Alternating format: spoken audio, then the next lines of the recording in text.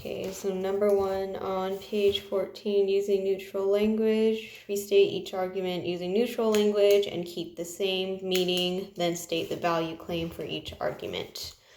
Those disgusting, horrid video games cause an increase in the violent behavior of our young people. It's this barbaric behavior that leads to murder and mayhem. I say we should ban children under the age of 18 from buying or playing these wretched video games. All right, so rephrasing that in neutral language, video games can have a negative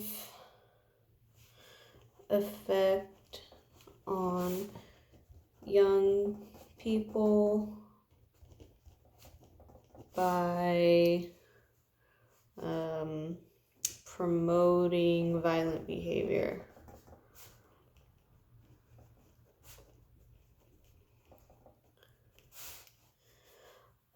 Children under the age of 18 should not be able to buy violent video games. Okay. Video games can have a negative effect on young people by promoting violent behaviors. Children under the age of 18 should not be able to buy violent video games. So that would be how I could rephrase it in neutral language. And the value claim of this argument is that video games are bad and immoral, specifically for young people. Okay, and then the next argument, bootleg music CDs should be legal because the artists are greedy multimillionaires who rip off hardworking adults and kids who don't have a lot of spending money.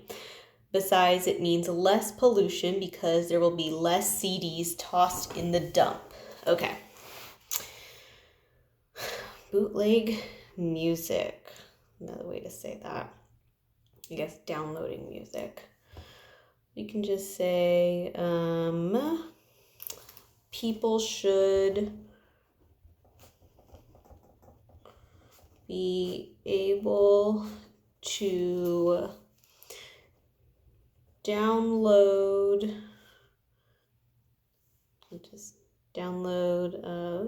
just keep bootleg, I guess, bootleg music CDs because it does not have a negative financial impact on the artist. Because it does not have a negative financial impact on the artist.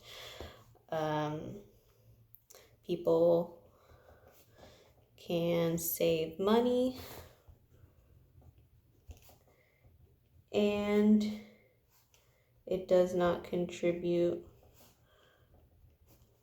to pollution.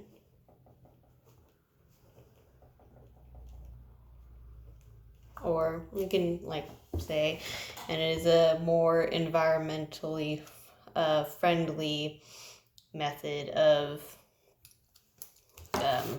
obtaining CDs. So people should be able to download bootleg music CDs because it does not have a negative financial impact on the artist.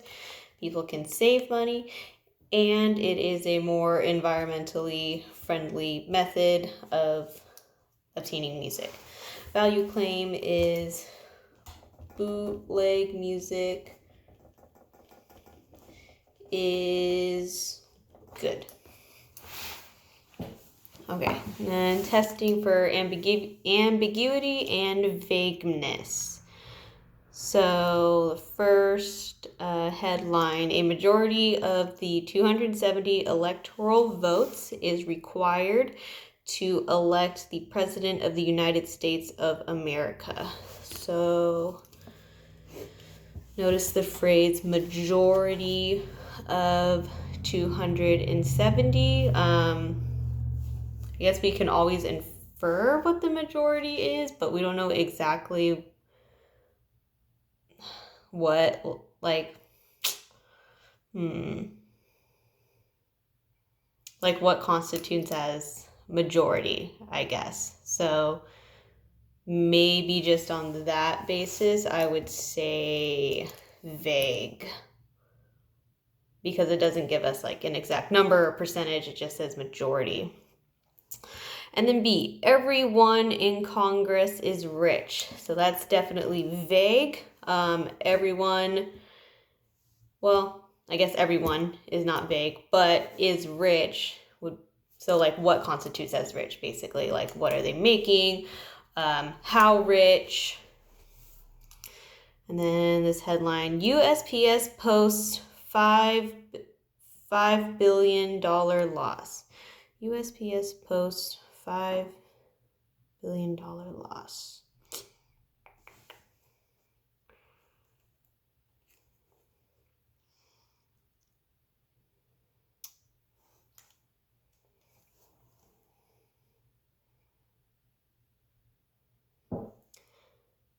I feel like to me that's clear. I'm trying to see if there is an instance of like interpreting this in two different ways.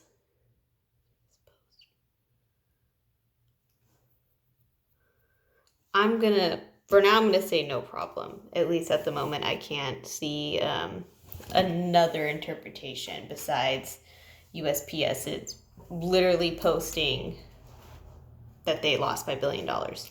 So the next one, lack of brains hinder research. So that is definitely ambiguous because you could read this headline in two different ways. So a lack of brains, like having a lack of brains, is hindering the research, or like a lack of brains itself is hindering the research. So it's because we have a lack of brains and this is hindering our research, or this small number of brains is hindering research. So I would say that's ambiguous.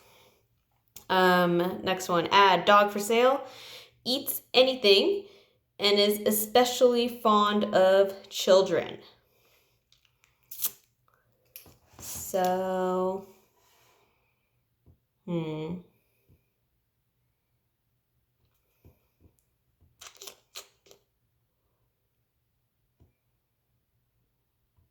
I'm going to skip that one. I'll go back to it. So F, I think that Maria spends an excessive amount of time texting her friends. So I'll say vague for that because we don't know what an excessive amount of time could be.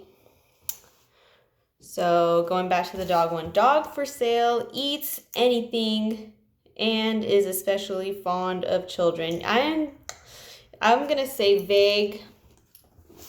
So dog for sale, we don't know like what the price is for the dog. Eats anything is very general, and then especially fond of children. So like, I guess, you could say, well, what's the age group of the children that dog's like? Is there a specific age group, or does it matter? Okay. All right, so the next page. So headlines, provide 2 alternative meanings for each headline, then choose the one you think is the most probable and explain why. So the original headline, lawyers back despite use of bug spray. So the first interpretation is that lawyers are making a comeback despite the use of bug spray. So like inferring that bug spray is supposed to keep these lawyers away, but they're still here, but they're back. And then the other interpretation is lawyers support something despite use of bug spray. Lawyers back despite use of bug spray. So I'm assuming it means like the word back, they're supporting something. I don't know what it is that they're supporting, but that's what I assume the other meaning is. and it'd make more sense that the latter is the actual meaning of this headline, that lawyers are backing something despite the bug spray. Okay, and then the next one, Thailand, police seize 14 elephants with fake IDs. So this can either mean, or you can interpret this as either police literally seize 14 elephants and these elephants have fake IDs, or police seize the 14 elephants, and the way of doing that is the police use fake IDs to seize them. My choice for the meaning is the first one, police seized 14 elephants and the elephants had fake IDs. Also, it continues to say Thai police said they seized more than a dozen elephants Wednesday in the raids after busting again that blah, blah, blah. So it wouldn't make sense for police to seize 14 elephants using fake IDs. Okay, and then the last one, name the doublespeak, indicate whether the italicized words or phrases is an example of euphemism, jargon, or inflated language. So first, teachers are classroom facilitators. I would call that jargon because I hear the word facilitator, instructor tossed around quite often in education. So I would say that that's jargon. You wouldn't need a euphemism to describe the role of teachers because there's nothing negative about it, or nothing negative about being a teacher. And this is not an example of inflated language. The next one, in every war there is considerable collateral damage. So that's definitely a euphemism. Collateral damage meaning civilians killed. And instead of saying that bluntly, collateral damage is a softer way of saying that citizens have died. My mom went to the powder room. That's also euphemism. So powder room for bathroom or restroom or, toilet or whatever. Powder room is just a softer and I guess more polite or whatever way of saying bathroom or restroom. I don't think there's a problem with saying bathroom or restroom, but our culture can be kind of weird about that. The next one, D, all systems are go and we have liftoff. So I would say that's jargon. Only because usually, this is from media, shows or whatever, but astronauts specifically, when they're taking off, you tend to hear the phrase and liftoff, and that usually means something specific, like the rocket ship is now preparing to leave the atmosphere. Sam, what did the officer mean when she radioed taking a code 7? So that's also jargon as well. I am assuming that is jargon that police use. I have no idea what that means, but I'm assuming that that's specific to language used in law enforcement. Where will I find emergency exit lights? Oh, flashlights are on aisle 7. Okay, so that's inflated language because that was a super extra way of saying flashlights. Basically just, very, very hyperbolic, very unnecessary way of describing something extremely simple. And that's it for those activities.